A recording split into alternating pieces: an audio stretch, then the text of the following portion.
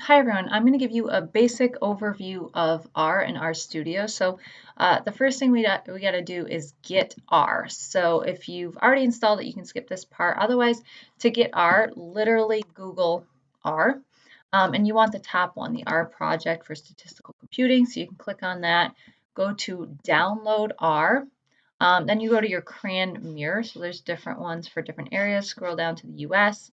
I click Pittsburgh because that's what's closest to us. That's where my dad's from. And then pick whatever type of computer you have. So I have a PC. I'm using Windows. You want the base R. So install R for the first time. You click that and then download R. That's the first thing that you want to do. R will get on your computer. The second thing you need to download is RStudio. So again, just Google RStudio, the top one that comes up, RStudio. RStudio, why do I need to install both? R does what you need to do, but what RStudio is it's an integrated development environment, which basically it makes it easier to use R. And I'll show you what I mean after we download them. Go to RStudio up at the top, download. And then choose your version. You want the free desktop version, go to download, and then whatever you're using. So RStudio for Windows or whatever, and you can download both of those. Once you have that downloaded, you actually want to open RStudio, not just R. So the icon looks like this. I already have mine loaded. So once you open RStudio, it should look like this. If you open something and you just have a console like this and nothing else, you probably open just R. You want to make sure you open RStudio. So R will just give you a console, which you can do what you need to do, but RStudio is a lot easier because it has these 4 windows. So what are these 4 windows? First, you have the console, which basically when you type in your code 2 times by 5, right, you see whatever you're typing and the output. But the problem is if you've done a lot of code, look at it just keeps scrolling up, up, up, and up. So after working with R all day, if you want code or you need to redo something, that's a lot of scrolling. So what you can do is up here, this is your editor window. This is where your different files exist that you save your code so that you can edit, that you can rerun for later. So you see I have a bunch of files open for different projects. So different projects, I have my code saved so that if I want to do something, I can open it and run the code without having to start from scratch. Everything is saved. So to open a new, what are called R script files that you can basically save, just go up to File, New File, and then R script. Oops, sorry, is the top one there. Once you do that, you can save it with the little floppy disk there. So I've saved this as Intro to R. So like I said, this is all the code that I've saved that we're going to run today. Over here is your environment. It basically lists the different data set, any type of object you have in R. So for example, this is a data frame that I have listed with different variables and all the different participants in this case. And it tells you what it is. So anything that you've kind of saved in R is here. It shows your history if you need to go back, like, oh, what did I run? That sort of thing. Um, Down here, you have your files, you have your plots that you've created, your packages that you have installed. Packages are basically add-ons to the base R that allow you to do more things. And I'm going to show you how to install a package and give you an example in a little bit. Let's start with R. So the first thing you'll notice is I use the hashtag a lot. So the hashtag basically, whenever R sees a hashtag, it stops reading. So this allows you basically to take notes, which I highly recommend. You'll start doing something in R and it makes sense, and then you go back to look at your code a month, 2 months, 6 months, a year later, and you're like, why did I do that? What is it? So your notes really help save you later. So I have things saved, like what I'm doing, what is this about? When did I start the project? Those sorts of things. So let's start with some of the basics. So like I said, you can just do the basics. Hey, what's 2 by 4? To run this code, you can just put your cursor in the line of code, and on a PC, the shortcut is Control, hold down Control and hit Enter, and it will run. So 2 times by 4, we see the output down here is 8. I'm going to clear this console just to make it a little bit easier. So that's Control L to clear that. Another shortcut to run, well, it's not really a shortcut, to run your code up here is just hit the run function. That's another thing that it does. So let's say that we want to know, like, for revenue, if we sell 2 widgets at the price of $5 each, how much revenue is that? So this is an idea where the number of widgets we sell might change. It might sell from 2 to 5 to 10, right, as our sales increase. So what we can do is we can assign whatever this value is to a variable name. So anytime you want to assign something, use what's called the assignment operator, which is less than and then dash sign. So you can go ahead and run that. So widgets, right, R ran this, and nothing really, there's no output because R just basically stored that. So if you go over here, it's right here, right? It's saved down here as widgets is equal to the value of 2. If you wanted to just run that, widgets, right, it gives you the output of 2. So now we want to do price, same thing, you can do that. And now let's say that we want to create a new variable that shows us our revenue that's equal to widgets times by price, right? We can run that and it's saved. Now I'm going to do something right now that's going to create an error to make a point. I'm going to run that. Let's say that now I want to know, hey, what is the revenue? And I run that. You get an error. Object revenue is not found.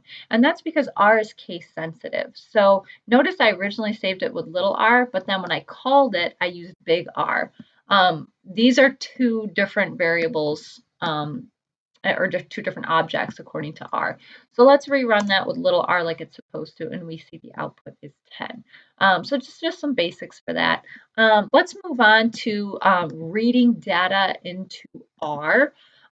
So basically, let's say that you get a data file, someone sends it to you. With R, you're going to read a .csv files. So a lot of times, like for example, I work with Excel files.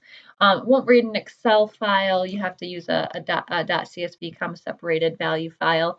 Of course, you can read other types of files, but it would require a different what's called function. So functions are basically the code that you used, and they are use both the open and then the closed parentheses. So here, right, I want R, I'm giving the command, hey, read this .csv file. And then it's saying, okay, well, which file do you want me to read? So I'm actually using another function that's called file.choose, which basically says, hey, let me choose the file by searching through my directory. And then when I'm done with that file, let's assign it to the name intro. So we can go ahead and run that. A window should open.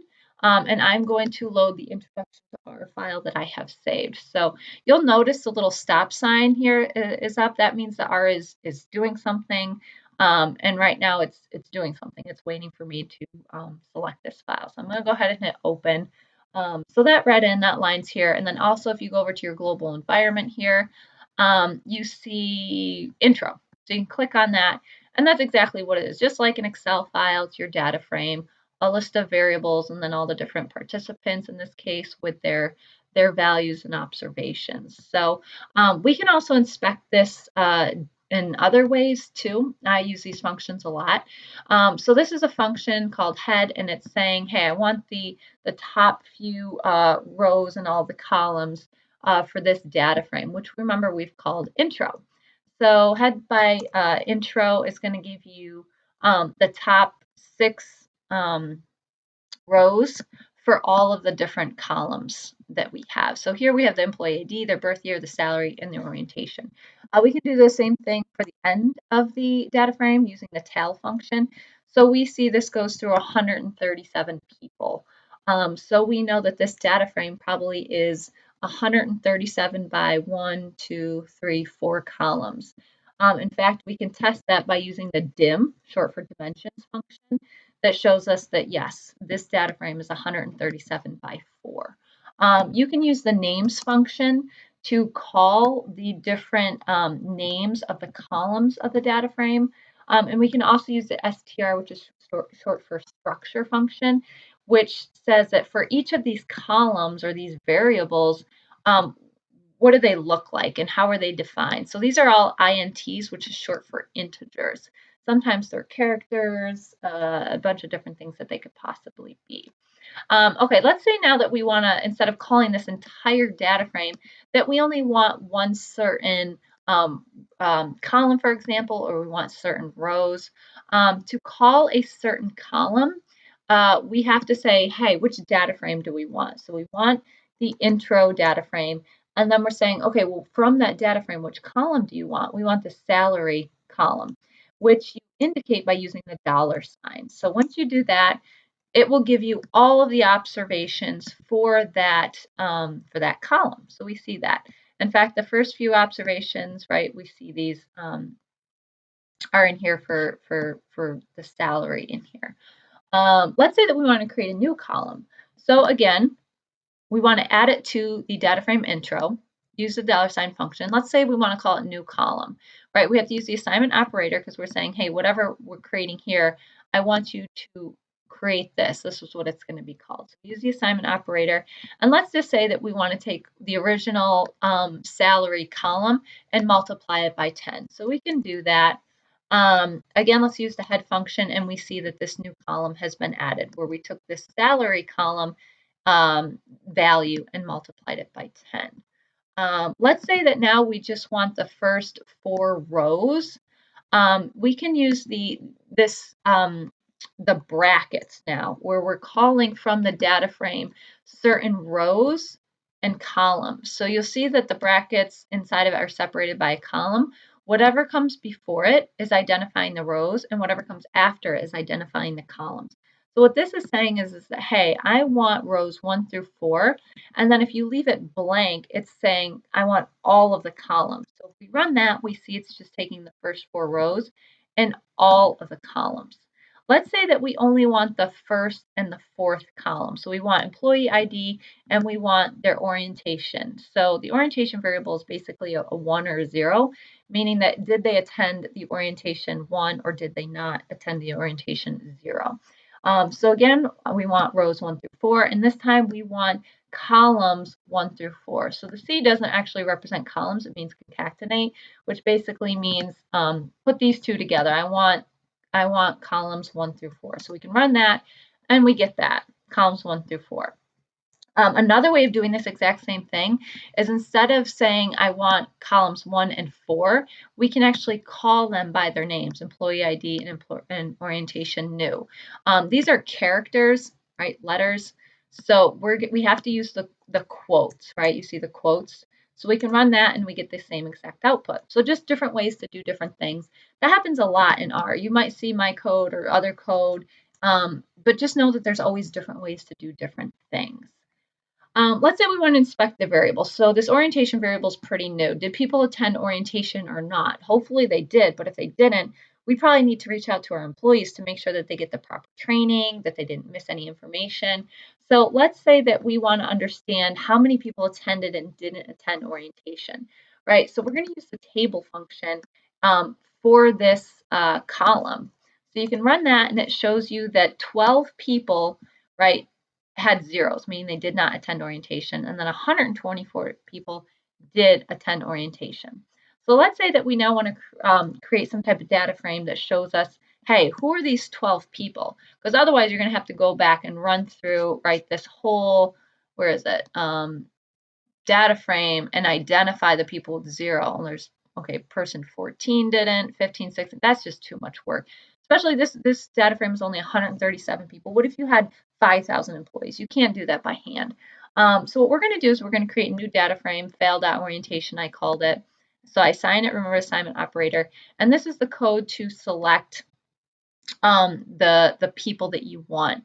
So what we're doing is we're saying, hey, from the intro data frame, right, and we're using the brackets because we're calling it from this data frame, you see the comma. So before the comma is saying which rows do you want, and then remember after the column is saying which columns you want. So we're just saying we want all the columns, but really we want to identify specifically the rows that have orientation new as 0. So we're saying, hey, we're using the which function, which says, well, which rows do you want?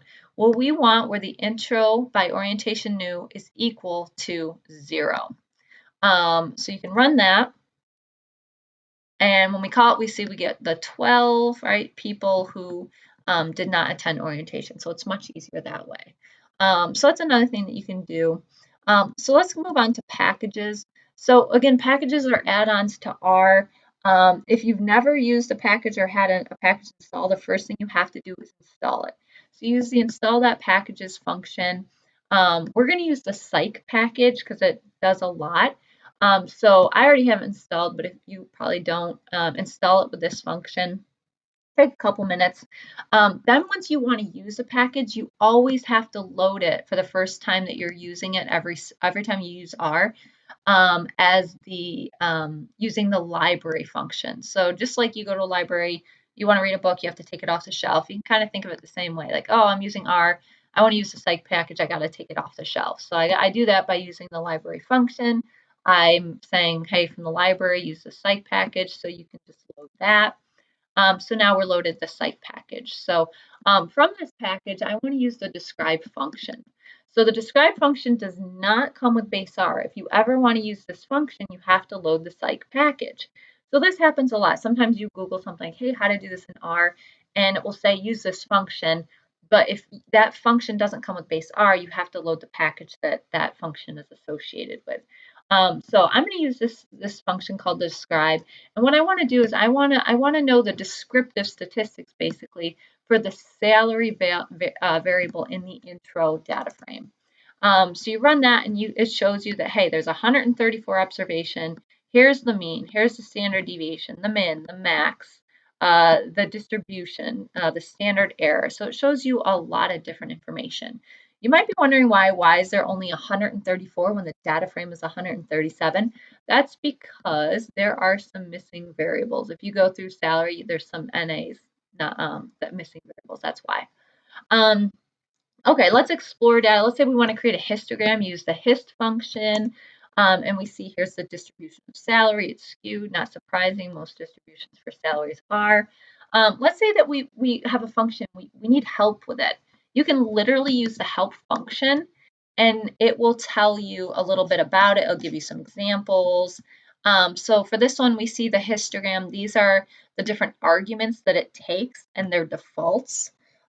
So right now, let's say that we want to experiment and change the X label. So right now, our label for the x-axis is intro by salary with a dollar sign. Honestly, that's kind of messy. You wouldn't want to present with a label that's like that. So what we can do is we can run the hist function again for this variable, but this time we want to call the x label salary. So again, these are characters, so we have to put them in quotes, and we can run that. And now this is cleared up. There are a lot of different things you can do with visualization in R. That's just a basic example. There's different packages like ggplot that helps you create wonderful, magnificent visualizations. Let's say we want to create a data frame. So we're going to call it my data frame. This is the last thing that we're going to do. So I called it my first.df data frame, right? Assignment operator. Use the data.frame function to create the data frame. So for this one, we're creating 3 rows with 3 participants. So the first row is called ID. You know, what are the IDs of these people? So what are their names basically, but usually we want to keep that anonymous. So we're just going to call these people, right? Call the variable ID and right, remember concatenate, we got 1, 2, and 3, comma, the second variable is or column is going to be called age. Here's the different ages of those people. And let's say we want to know, do these people have a dog or not, right? So, right, concatenate, first person does, second person doesn't, third person does. And remember, again, these are characters. We got some letters here, so we have to put these in quotes. So we can run that, call that, and here is our data frame. So one thing about R is, you know, you can take formal classes to learn about it, but honestly, the best way to learn is just by playing with it and trying stuff. If you have a task where it's like, hey, how do I do this in R? The best thing you can do is Google it, right? So how do I create a data frame in R? You'll eventually learn which websites kind of best fit for you. So let's just click on the first one. And it shows you, hey, here's how to create a data frame. So this approach is different from the approach that I just showed you.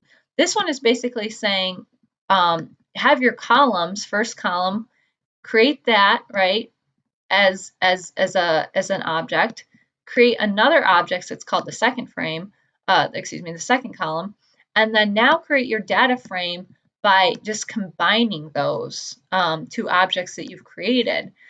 So if we scroll down here, they created right, this vector, this object called name with the names, and then age, and then they combine those, right? So they took a different approach, which is perfectly fine. There's different ways to do things in R, which is perfectly fine. And then they called the data frame that they've created using the print function. Again, you can use print df or you can just write df, right? Different ways of doing different things. So I hope this helped. This is a super brief introduction just to get you started. If you do have questions, concerns, things you want to talk about, just let me know.